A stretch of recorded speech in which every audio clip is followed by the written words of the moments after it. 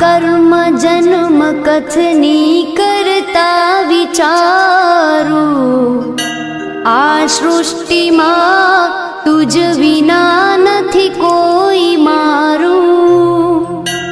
कोने कहूँ कठण योग तणो बड़ापो